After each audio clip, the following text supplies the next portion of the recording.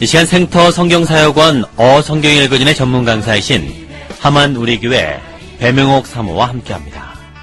성경이 읽어지네 주님 나라 임하네. 안녕하세요. 지난 시간에는 역대상을 공부했습니다. 역대상은 두 부분으로 나누어 볼 수 있었는데요. 1장에서 9장까지는 아담으로부터 시작해서 포로기한 백성까지의 족보였고 10장에서 29장은 모두 다윗 왕의 이야기라고 했는데 지난 시간엔 9장까지의 족보를 공부했습니다.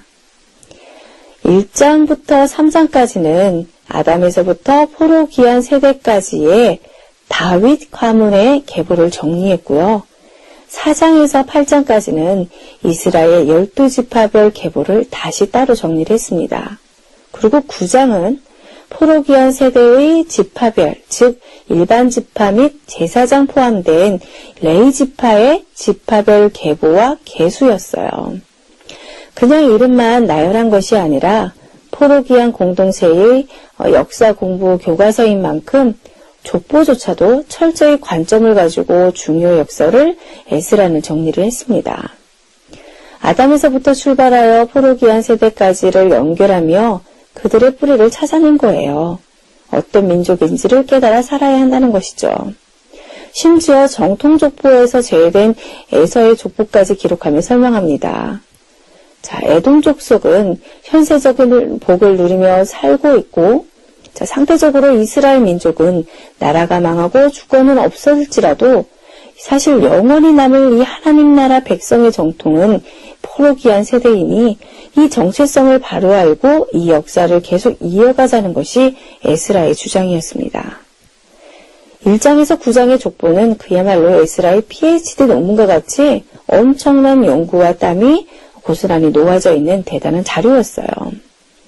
포로기한 공동체의 교과서였던 만큼 우리도 그 눈으로 보면 읽어진다고 했습니다. 자, 역대상의 두 번째 부분은 10장에서 29장으로 다윗 왕의 역사라고 했는데요. 사실 사무엘상의 공부입니다. 포로기한 백성들에게 사무엘 그리고 다윗 이야기를 해주고 싶다는 뜻이죠. 다윗 왕의 역사부터는 족보 처리하지 않고 그들에게 역사 공부를 본격적으로 시키는 것인데요. 자, 1장에서 9장은 족보로 창세기부터 다윗 이전까지를 족보 처리하고는 나머지 10장에서 29장이 모두 다윗 왕 이야기예요. 이렇게 다윗 왕의 역사를 크게 부각시키는 에스라는 무엇보다도 강조하고 싶은 것이 있었는데요. 바로 예배입니다. 예배 문화에 초점을 맞추는 거예요. 자, 왜 그런가? 에스라가 포로기한한 이유가 그거였어요. 예배 문화, 성전 문화를 발전시키기 위해서였습니다. 지어진 성전의 예배 문화를 확립하는 것이었어요.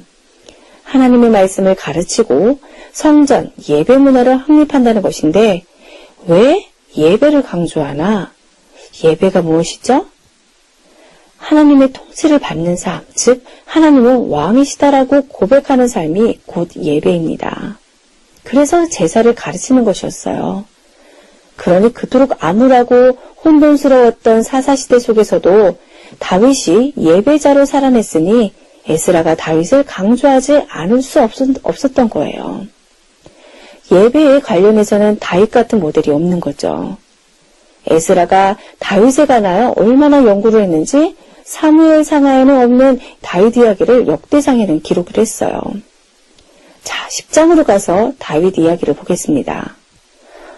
그런데 바로 다윗이 등장하지 않죠? 자, 누가 나오죠? 네, 사울왕입니다. 그런데 사울왕이 죽는 기사로 등장을 해요. 자, 이것은 다윗의 선왕이었으나 하나님의 말씀에 불순종한 결과라고 교훈하며 사울왕의 이 죽음을 다윗을 등장시키기 전 도입으로 사용을 했어요. 사울의 비참한 죽음 뒤에 대조적으로 다윗을 짜잔 하며 11장에서 등장시키며 더 부각시키는 겁니다. 자, 11장에서부터는 이제 본격적으로 다윗의 왕사를 기록하는데요. 무턱대고 기록하지 않았겠죠? 네, 관점이 있었습니다. 다윗 왕에 대해서 기록한 것만 봐도 사무엘 상하에 있는 내용을 생략한 것도 있고요. 오히려 더 찾아내서 첨가한 것도 있습니다. 자, 그 이유는 예배에 개혁에 중점을 두다 보니 그런 건데요. 사사시대를 지나오면서도 정리되지 않은 제사제도를 다윗이 확립했다고 부각시키는 거예요. 자, 포로기한 공동체가 이제 막 힘써야 되는 일이 예배의 회복이기 때문에 더더욱 그런 것 같아요. 자, 11장에서 다윗이 등장하고 12장까지는 다윗의 기름 부음과 도피기 그리고 주변 국가의 정복자로서의 업적 등이 있고요. 다윗을 도왔던 용사들과 그의 통치에 대한 기록이 있습니다. 그리고 13장부터는 통일 왕국이에요.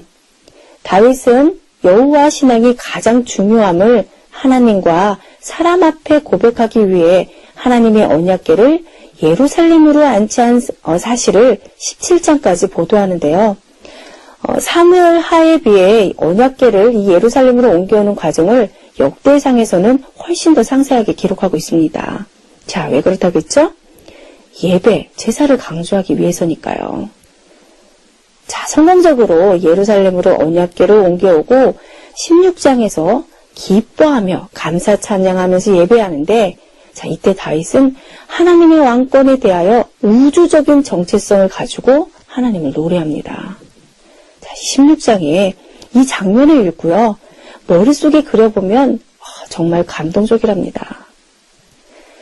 자, 이렇게 언약궤를 예루살렘으로 안치한 사건 이후에 이어지는 내용이 17장 다윗 언약입니다. 하나님이 다윗과 언약을 하시게 되는 배경과 내용을 소개하고 있어요. 자, 다음 18장에서 20장은 이렇게 다윗이 여호와께 신실했던 결과 받은 축복, 그 내용과 그리고 통일왕국의 적국이었던 주변 나라의 징벌 사업을 성공리에 완수한 내용들이 기록되어 있습니다. 자, 여기까지의 다윗의 이야기를 보았을 때요, 흥미로운 사실이 있습니다. 자, 에스라는 다윗의 사적 중 영광스럽지 못한 사건은요, 생략했어요. 즉, 밧세바 간음 사건, 또 우리야 살인교사한 거, 그리고 다윗 집안의 분열과 암투에 관해 압살롬의 반란, 세바 반란 등은 생략하고 있어요. 자, 다윗의 수치는 생략했다는 거죠. 왜 그런 걸까요? 자, 왜냐하면 성전 건축을 준비하는 다윗의 신앙적인 모습과 자, 성전에서 직무를 수행할 레위인의 조직을 소개하려는 의도로 생략한 거였어요. 자, 굳이 이런 내용을 기록할 필요는 없는 겁니다. 도움이 안 되는 거죠. 자, 그런데요, 또 21장에서는 다윗의 인구조사 사건을 기록했습니다. 다윗의 인구조사로 인해 하나님이 벌하셨던 일을 우리는 잘 알고 있어요. 사무엘 하에서 읽었으니까요. 자, 다윗이 인구조사했던 이 목적이요, 세금 징수와 병역 대상자의 확보였기 때문에 이러한 행위는 하나님을 의지하기보단 자신의 군사력을 더 의존한 불신앙적인 태도였습니다. 근데 더욱이 인구조사 시 제사장들이 행하였던 전례를 무시했고 인구조사 시에 각 사람에게 생명의 속전을 받아 하나님께 드렸던 것도 무시했어요. 그러니까 개인적인 욕심의 결과로 일어난 불신앙과 교만의 사건인 겁니다. 자, 그런데 에스라는 다윗의 이 범죄에 초점을 맞추지 않고요, 다른 의도로 이 사건을 기록했습니다.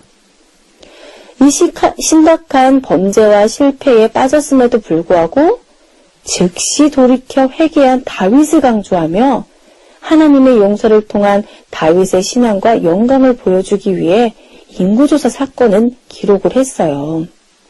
자, 그리고 사무엘 하에서는 이 인구조사 사건으로 끝났었거든요. 그런데 에스라는 이 인구조사 사건을 성전 건축을 준비하게 된 배경이 되는 사건으로 설명하고 있습니다. 자, 에스라의 관점 선명하게 드러나죠. 오직 한 길이에요. 사무엘 상하와는 이런 측면에서 보면 많이 다른 거죠.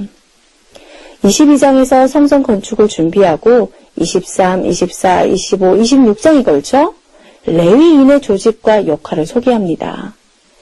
다윗이 성전을 얼마나 사모했는지 성전 건축을 준비하며 성전에서 부를 노래를 미리미리 준비하고 작사 작곡했고요. 성전에서 제사장들이 할 일, 레위인들의 임무를 조직하고 성가대, 성전 문지기, 성전 관리인 등을 미리미리 기획을 했어요. 자, 왜 이렇게 레위 조직을 길게 설명하는지 자, 이제는 설명 안 드려도 아시겠죠? 자, 이제 마지막으로 28, 29장에서는 다윗이 성전 건축을 유언합니다. 성전 건축을 위해 준비한 모든 것을 넘기며 유언하는 거죠. 다윗은 죽음에 처해서도 후대를 위하여 성전 중심으로 여호와 신앙을 유지하는 것만이 이 통일왕국의 평화와 번영의 첩경임을 명심하라고 유언하며 퇴장합니다. 자, 여기까지 역대상 공부였어요. 그런데 여기서 한 가지 더 정리할 게 있는데요. 자, 이 강의를 들으시며 진도에 따라 성경을 읽어오신 분들은 아실 거예요. 사무엘 상하를 읽으며 시편을 끼워 읽었었는데 다 읽지 않았었거든요. 시편 중 성전에 올라가는 노래 부분은 남겨놨었어요. 자, 그 남은 시편을 여기 역대상에 끼워 읽으면 되는 겁니다. 자, 밴드에 올려져 있는 성경 읽기표를 따라 읽으시면 되겠죠? 자, 내일은 역대하 공부입니다.